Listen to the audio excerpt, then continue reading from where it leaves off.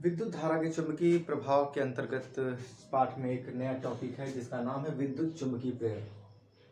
चुंबकीय फ्लक्स के बारे में इसके पहले हमने बताया था। आज उसी के आगे की एक पाठ है जिसका नाम है विद्युत चुंबकीय प्रेरण। तो विद्युत चुंबकीय प्रेरण आखिर क्यों इतना इम्पोर्टेंट है? तो सबसे पहले ये एक सबसे बड़ी खोज थी। विद्युत चुंबकीय प्रेरण की खोज करने वाले जो वैज्ञानिक का नाम है वो माइकल फैराडे है।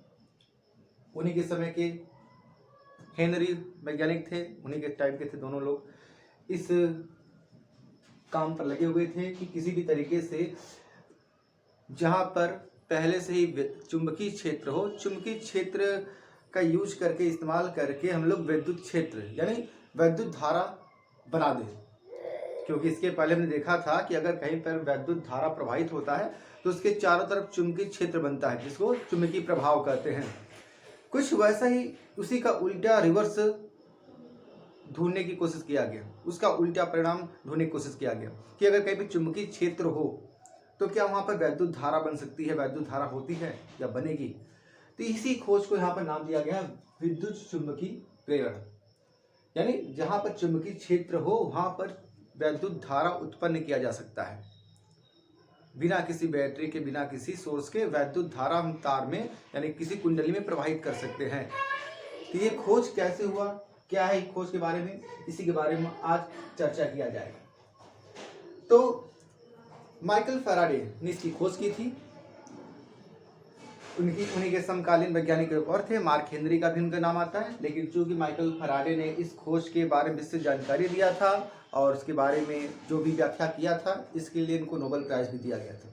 तो नाम अगर कभी पूछा जाए कि विद्युत चुंबकीय प्रेरण की खोज किसने की है तो हेनरी का नाम नहीं आता है, माइकल फैराडे का ही नाम दिया जाता है। नोबेल प्राइज भी इनको इसी के लिए मिला था।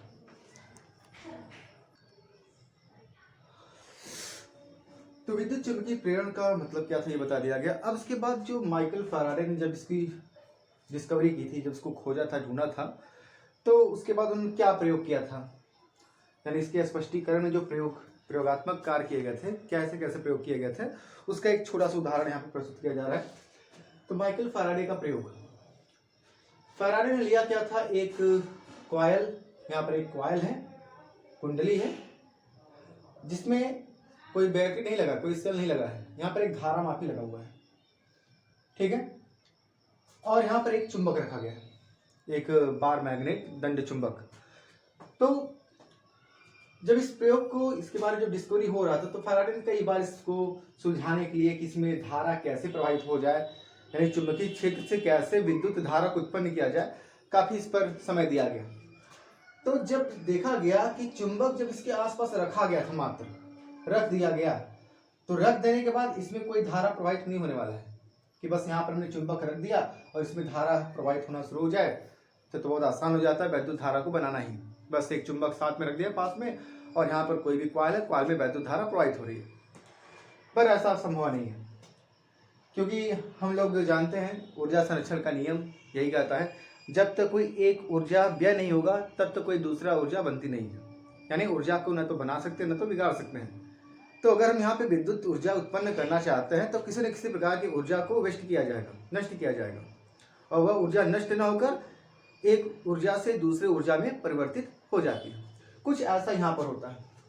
तो जब इस चुंबक को रखा गया तो ऐसा कुछ नहीं हुआ, लेकिन जब इस चुंबक को काफी तेजी से आगे या पीछे मूव किया गया, चलाया गया, गतिमान किया गया, तो देखा गया धारा मापी में विक्षोभ पैदा हो गया। तो धारा मापी में विक्षोभ पैदा होता है, तो विक्षोभ पैदा होना मतलब इसमें एक करंट दौड़ा होगा, इस कॉइल में करंट मिलेगा क्योंकि बैटरी तो है नहीं।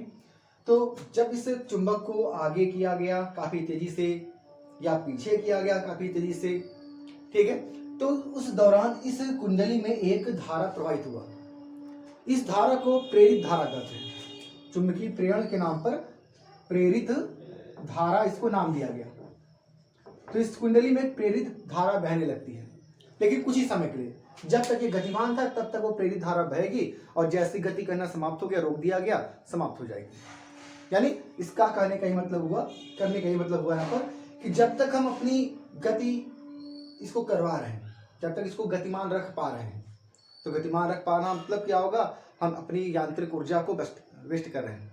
तो इसमें यांत्रिक ऊर्जा हमने दिया, उस यांत्रिक ऊर्जा से इसके अंदर वैद्युत धारा यानी वैद्युत ऊर्जा उत्पन्न होना शुरू हुआ। तो इसका मतलब ऊर्जा संरक्षण का नियम भी सत्य हो गया। बिना यांत्रिक ऊर्जा के इसके अंदर हम वैद्युत धारा उत्पन्न नहीं कर पा रहे हैं। तो एक ऊर्जा जो हम इसको इस चुंबक को फेंकने में जो हमने इसको यांत्रिक ऊर्जा दिया, वह यांत्रिक ऊर्जा इसके अंदर वैद्युत ऊर्जा में परिवर्तित होना शुरू हो गया। तो यह है एक तरह से ऊपर से समझा जाए तो एक ऊर्जा दूसरे ऊर्जा समझेगा और इसके अंदर वैद्युत धारा बन के प्रवाहित हो रहा है। अब इस प्रयोग में उन्होंने क्या क्या और ऑब्जर्व किया, क्या क्या देखा गया। तो इस प्रयोग में मुख्य दो चीजों का अवलोकन किया गया। तो क्या है, पहला यह है कि चुंबक का कौन सा पोल, कौन सा ध्रुव इस कॉइल की तरफ गति कर रहा था और किस वेग से गति कर रहा था। इन दोनों चीज को, चुंबक को किस वेग से गति किया गया और कौन सा ध्रुव गतिमान था उसकी तरफ, आगे की तरफ गतिमान था या पीछे किया गया, सब देखा गया। तो देखा क्या गया, जैसे समझते हैं हम अगर उत्तरी ध्रुव को इस कॉइल की तरफ फेंक दिए, गतिमान किए, तो इसके अंदर एक विक्षोभ पैदा हो गया। तो मान लेते हैं विक्षोभ जो पैदा हुआ है इस दिशा में है, विक्षोभ पैदा हुआ। यही काम अगर दक्षिणी ध्रुव के साथ करते हैं तो विक्षोभ पैदा होता है परंतु विपरीत दिशा में। विक्षोभ तो पैदा होता है लेकिन विपरीत दिशा में पैदा होता है। ठीक है, अगर हम इस चुंबक के नॉर्थ को उधर ना फेंक कर दूर किया जाए, ऐसे ठीक है, यानी नॉर्थ जो उसकी तरफ है उसको हम दूर करने का प्रयास करते हैं, गतिमान इधर किया जाए, हम उधर गति करें या इधर गति करें, दोनों अवस्थाओं में इसमें धारा प्रवाहित होगा। तो अगर चुंबक का नॉर्थ उधर भेजा जाए तो अगर इस दिशा में गति होगा तो नॉर्थ को इधर पीछे खींचा जाए तो गति तुरंत उल्टा हो जाएगा। इसके अंदर जो विक्षोभ उत्पन्न होता है, जो धारामापी बता रहा है पॉइंटर, वो उल्टा हो जाएगा। बिल्कुल यही काम यहाँ पर भी, साउथ के करने पे इधर हो रहा होगा तो साउथ को दूर ले जाने पे उल्टा हो जाएगा। तो दिशा बदलती रहती है। तो चुंबक की गति की दिशा को बदल दिया जाए या चुंबक के ध्रुव को बदल दिया जाए तो दोनों अवस्थाओं में विक्षोभ जो होता है विपरीत दिशा में हो जाता है, यानी दिशा दोनों तरफ का बना सकते हैं इसके अंदर। दूसरी चीज, ये कितना विक्षोभ उत्पन्न हुआ। विक्षोभ ज्यादा उत्पन्न होगा तो जो इसका धारामापी है वो ज्यादा दूर तक जाएगा, विक्षेपित ज्यादा दूर तक होगा, पॉइंटर ज्यादा कोण पर घूमेगा। तो ये किस पर निर्भर किया, ये गति पर निर्भर किया। अगर इसको बहुत स्लो मोशन में गति करते हैं और धीरे धीरे इसको गतिमान करते हैं चुंबक को, तो ज्यादा विक्षोभ पैदा नहीं होता है। लेकिन झटके में किया जाए काफी तेजी से तो क्या होता है, इसके अंदर विक्षोभ का जो मान था, जो कोण था, वो बहुत ज्यादा अधिक होता है, यानी कि धारा प्रबल हो जाती है। तो प्रबल धारा है या क्षीण धारा बहेगी, वो निर्भर करता है कि कितनी तेजी से हमने गति इसमें किया है, कितनी तेजी से चुंबक को उसकी तरफ फेंका है या दूर किया है। तो ये अवलोकन किया गया हम। तो मिला जुला के इस प्रयोग में दो चीजों को देखा गया। एक तो धारा की दिशा कब बदलती है, तो धारा की दिशा बदल सकती है जैसे ही ध्रुवों को बदल दिया जाए या तो गति की दिशा को बदल दे। अगर इधर करने पर दिशा इधर हो रहा है तो उल्टा उसको दूर किया जाएगा तो गति की दिशा जो थी, जो विक्षेपित दिशा थी, जो विद्युत धारा की दिशा थी, वो तुरंत बदल जाता है। तो प्रयोग के बाद अब वैद्युत चुंबकीय प्रेरण क्या होता है उसकी परिभाषा समझ लेते हैं। तो परिभाषा से पहले इसका कारण क्या होगा उसको समझ लें। यानी वैद्युत चुंबकीय प्रेरण का प्रयोग कैसे हुआ, कैसे आविष्कार, कैसे उसको ढूंढा गया था फैराडे द्वारा, कैसे सत्यापित किया गया था दिखाकर उसको दिखाया गया। अब उसका कारण बताया गया। उसका कारण क्या है, तो उसका कारण है चुंबकीय फ्लक्स। चुंबकीय फ्लक्स इसके पहले बताया गया था, जिसको फाई से इंडिकेट करते थे, चुंबकीय फ्लक्स। तो अगर यहाँ पर कोई चुंबक रखा हुआ है तो चुंबक से निकलने वाली चुंबकीय बल रेखाएं बहुत सारी होगी तो बहुत ऐसे गोल गोल घूमेगा पूरा, हमने पूरा नहीं दिखाया, कुछ चुंबकीय बल रेखाएं दिखाया गया। हमने इस चुंबक को इस कॉइल के पास रखा है, थोड़ा दूर अभी है, ठीक है। तो जब इस चुंबक कॉइल के पास रखा हुआ है तो होगा क्या, इस कॉइल के मुंह से, इस कॉइल के क्षेत्रफल से, कॉइल के क्षेत्र से कुछ चुंबकीय बल रेखाएं पास होंगी, होकर जा रही होंगी, गुजर रही होंगी। जैसे यहाँ पर 1 2 3 जा रही है, केवल दिख रहा होगा, ठीक है। तो अभी 3 जा रही है, लेकिन जैसे ये गति करती वो आगे भेज दिया इसको झटके में, तो गति करके जैसे ही आगे गया तो ये जितनी रेखाएं थी सब इसके अंदर प्रवेश कर गई। तो जहां पर चुंबकीय बल रेखाएं कम होंगी वहां पर चुंबकीय क्षेत्र का मान कम होगा, लेकिन जैसे ज़्यादा चुंबकीय क्षेत्र हो गया, यानी चुंबकीय बरखाएं बहुत सारा गुजरेंगी, तो वहां पर चुंबकीय क्षेत्र का मान भी बढ़ गया। तो चुंबकीय बल रेखाएं ज़्यादा गुजर गई, इस बार पहले कम थी अब ज़्यादा हो गई। तो इस बार चूंकि कम चुंबकीय क्षेत्र है, यानी कम चुंबकीय बल रेखाएं पास हो रही है, उसमें जो चुंबकीय फ्लक्स का मान था वो थोड़ा सा कम होगा। लेकिन जब ज्यादा गुजरेंगी तो उस समय इसी चुंबकीय फ्लक्स का मान अब अधिक हो जाएगा, बढ़ जाएगा। तो चुंबकीय फ्लक्स में परिवर्तन पाया जा रहा है। तो कारण इसका मात्र यही बताया जाएगा कि जब भी चुंबक को आगे पीछे करते हैं तो उस अवस्था में उस कॉइल से पास होने वाले, कॉइल के क्षेत्रफल से गुजरने वाले चुंबकीय फ्लक्स में परिवर्तन होता है। इसी परिवर्तन के कारण इस कॉइल के अंदर एक प्रेरित धारा उत्पन्न होती है। तो इसका मात्र एक कारण है चुंबकीय फ्लक्स में परिवर्तन होने के कारण। तो चुंबकीय फ्लक्स में परिवर्तन हुआ, कॉइल के अंदर एक प्रेरित धारा यानी एक विद्युत धारा पैदा हो गया। अब इसके बाद बढ़ते हैं विद्युत चुंबकीय प्रेरण के नियम, यानी विद्युत चुंबकीय प्रेरण क्या हुआ पता चल गया, कैसे उसका प्रयोग किया गया, क्यों पैदा हुआ विद्युत धारा, यानी कारण क्या था उसके बारे में। अब अगर कभी विद्युत चुंबकीय प्रेरण की परिभाषा पूछे तो बताया जा सकता है, यानी परिभाषा सिंपली देना तो ऐसा दे सकते हैं, जब भी किसी कॉइल यानी कुंडली, जब भी किसी कुंडली से गुजरने वाली या संबद्ध, किसी कुंडली से संबद्ध चुंबकीय फ्लक्स में परिवर्तन किया जाता है तो उस कुंडली में एक वैद्युत धारा प्रवाहित होने लगती है जिसे प्रेरित धारा कहते हैं। ठीक है, और इस प्रभाव को वैद्युत चुंबकीय प्रेरण कहते हैं। तो यह वैद्युत चुंबकीय प्रेरण का मतलब, चलिए सीधे सीधे कुंडली से संबद्ध चुंबकीय फ्लक्स में परिवर्तन होने पर उसके अंदर एक धारा प्रवाहित होती है जिसे प्रेरित धारा कहते हैं, और इस पूरे प्रभाव को या नियम को विद्युत चुंबकीय प्रेरण कहा जाता है। तो इस विद्युत चुंबकीय प्रेरण के अब कुछ नियम बना दिए गए हैं। माइकल फैराडे का जो प्रयोग था उसके आधार पर 2 नियम दिया गया है। पहला नियम तो खुद परिभाषा हो जाएगी, वैद्युत चुंबकीय प्रेरण की जो परिभाषा है मुख्य वही है। परिभाषा क्या है जो हमने बताया, पहला नियम उसी में जाएगा कि यदि किसी कुंडली से संबद्ध चुंबकीय फ्लक्स में परिवर्तन करते हैं तो उसमें एक प्रेरित धारा बहने लगती है, या कुंडली के दोनों सिरों पर एक विद्युत वाहक बल उत्पन्न हो जाता है। एक नया वर्ड आ गया, वैद्युत वाहक बल। विद्युत वाहक बल, विद्युत वाहक बल इसको कहते हैं। तो ये विद्युत वाहक बल कोई बल नहीं होता है, ये एक तरह से विभवांतर है।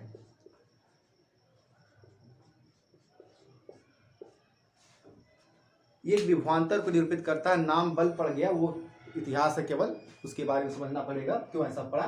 ठीक है, तो ये एकमात्र एक विभवांतर ही होता है, जैसे वोल्टेज विभवांतर, उसी विभवांतर को यहाँ पर एक वैद्युत वाहक बल नाम दिया गया है।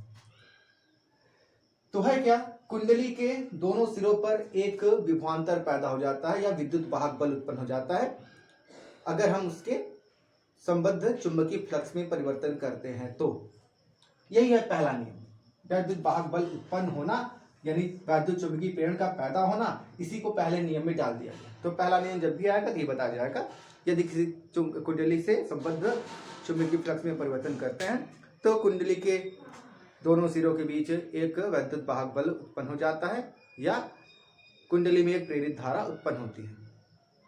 ठीक, ये पहला नियम। दूसरा नियम क्या है, इसी विद्युत वाहक बल का एक सूत्र दिया गया। अब जो धारा प्रवाहित हो रही है या जो विभवांतर पैदा हुआ, किन बात में निर्भर किया था, हमने देखा था अगर इस चुंबक को काफी स्लो मोशन में गति करते हैं तो बहुत ही क्षीण धारा बह रही है, झटके में गति किया गया तो तेज, तो झटके में गति करने पर क्या होगा, कम समय में ज्यादा चेंज कर पाएंगे। जो फ्लक्स में चेंज हो रहा है, परिवर्तन हो रहा है, वो बहुत तेजी से होता है। इसलिए जो दूसरा नियम है, विद्युत वाहक बल को निरूपित करते हैं ई से। तो ई बराबर, यानी कुंडली में उत्पन्न वैद्युत वाहक बल, यानी कुंडली के सिरों पर उत्पन्न विद्युत वाहक बल का मान सदैव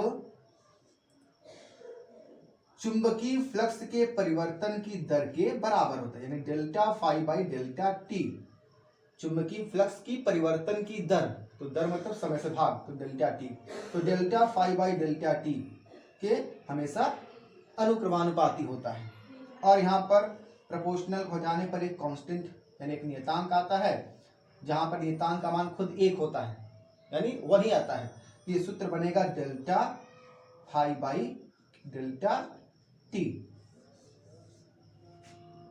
तो ये हमारा दूसरा नियम है, यानी उस कुंडली के सिरों पर उत्पन्न वैद्युत वाहक बल का मान सदैव चुंबकीय फ्लक्स में परिवर्तन की दर के बराबर होता है या अनुक्रमानुपाती होता है। यह है इनका दूसरा नियम। एक चीज और, अगर कुंडली में एक ही कॉइल होगा, एक टर्न केवल है, तब तो ठीक है। बहुत सारे टर्न भी हो सकते हैं, तो अगर इसमें n टर्न हो, n चक्कर हो, तो उस बार यह सूत्र हो जाएगा E बराबर n delta phi by delta T. तो सूत्र में n का गुणा कर दिया जाएगा अगर कुंडली में चक्करों की संख्या, जो फेरों की संख्या है, वह n हो। तो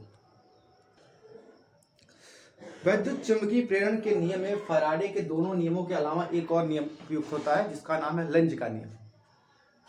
तो वैद्युत चुंबकीय प्रेरण के नियम अगर पूछा जाए तो लेंज का नियम भी उसमें तीसरा नंबर डाल सकते हैं, लेकिन अगर केवल फैराडे के नियम लिखिए, वैद्युत चुंबकीय संबंधित फैराडे का नियम लिखिए, तो केवल जो दो बता गया होगा। तो लेंज का नियम भी वैद्युत चुंबकीय प्रेरण के नियम के ही अंतर्गत आता है।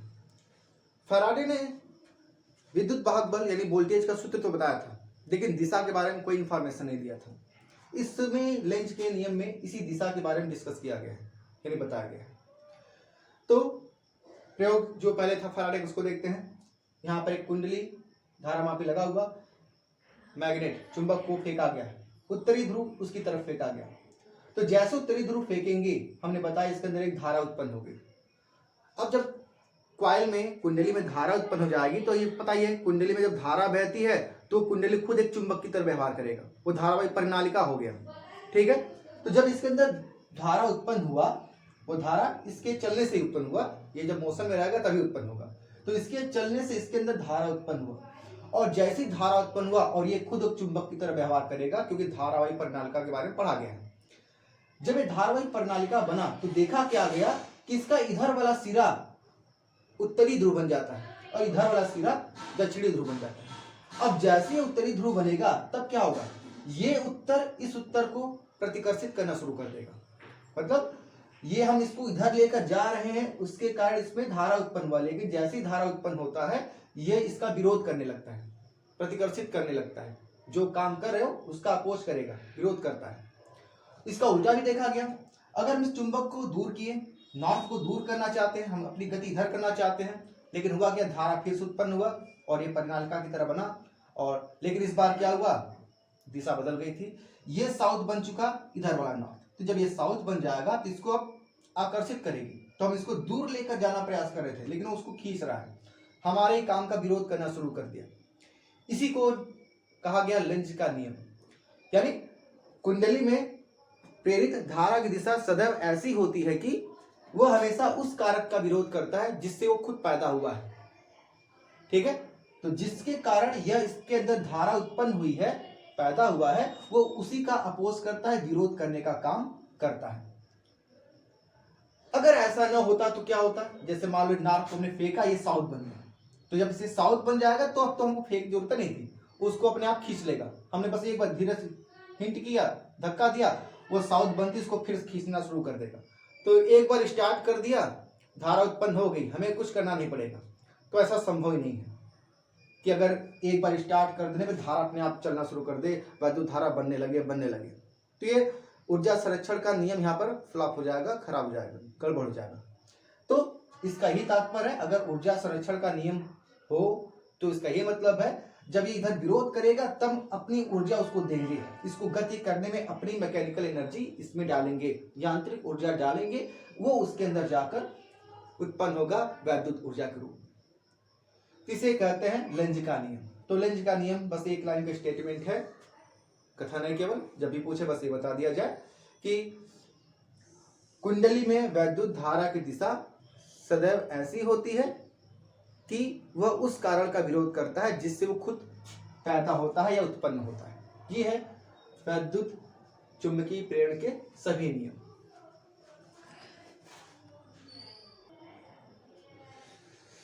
तो लेंज के नियम से एक चीज तो स्पष्ट हुआ कि दिशा हमेशा विपरीत होनी चाहिए, यानी हमेशा उस कारण का विरोध करने वाला जिससे वो खुद पैदा होता है। तो जो फैराडे का जो नियम दिया गया था, जिसमें विद्युत वाहक बल का सूत्र, वोल्टेज का सूत्र दिया गया था, उसमें एक माइनस साइन को जोड़ दिया गया लेंज के नियम के द्वारा, यानी वैद्युत वाहक बल की दिशा हमेशा अपोजिट होने वाली है, माइनस साइन के साथ आने वाला है। अगर फ्लक्स बढ़ेगा तो धारा विपरीत होगी, फ्लक्स घटेगा तो धारा धनात्मक हो जाएगी। ठीक है, यानी जब फ्लक्स का मान बढ़ाएंगे, यानी छोटे से बड़ा होगा, बढ़ाना है, तब धारा का मान माइनस में आने वाला है, वोल्टेज का मान माइनस में आने वाला है। जब फ्लक्स का मान घटेगा, पहले 100 था, 100 से घट के 20 हो गया, ठीक है, तब उस अवस्था में धारा का मान प्लस में और विद्युत वाहक का मान प्लस में मिलता है। विद्युत चुम्बकीय प्रेरण में अब जो है कि अगर किसी चालक में जो प्रेरित धारा उत्पन्न होगी, उसकी दिशा कैसे हम लोग ज्ञात करेंगे, या क्या दिशा होगी, कौन सा नियम है उसको याद रखने का।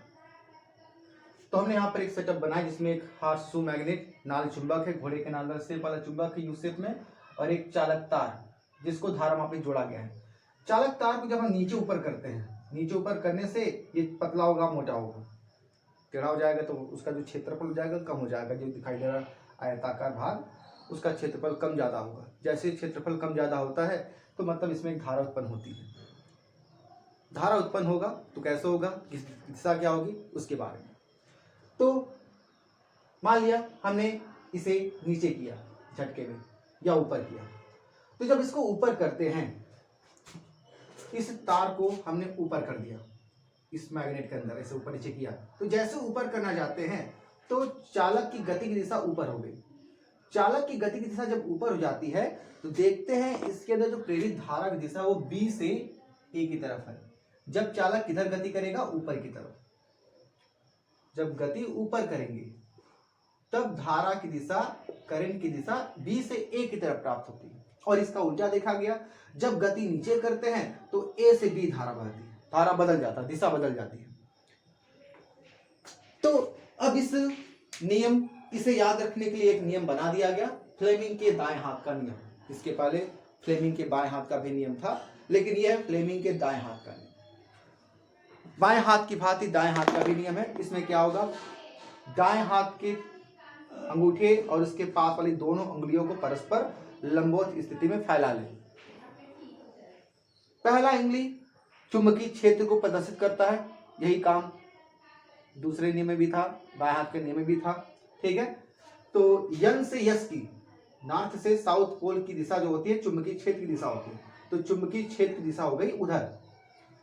अंगूठा चालक की गति होने की दिशा, गति ऊपर करते हैं तो अंगूठा ऊपर देखो कर दिया। अब दिशा ये बता रहा है प्रेरित धारा, यानी इस चालक में बहने वाली दिशा जिसको प्रेरित धारा कहते हैं, तो प्रेरित धारा की दिशा बताती है ये बीच वाली उंगली, यानी सबकी बीच वाली उंगली, इसका तो तीसरा होगा ऐसे। ठीक है, तो अंगूठा चालक की गति की दिशा बताएगा। पहली जो उंगली है, अंगूठे के पास वाली जो पहली उंगली है वो चुंबकीय क्षेत्र की दिशा, और उसके बाद वाली जो उंगली होगा वो प्रेरित दिशा के बारे में बताता है।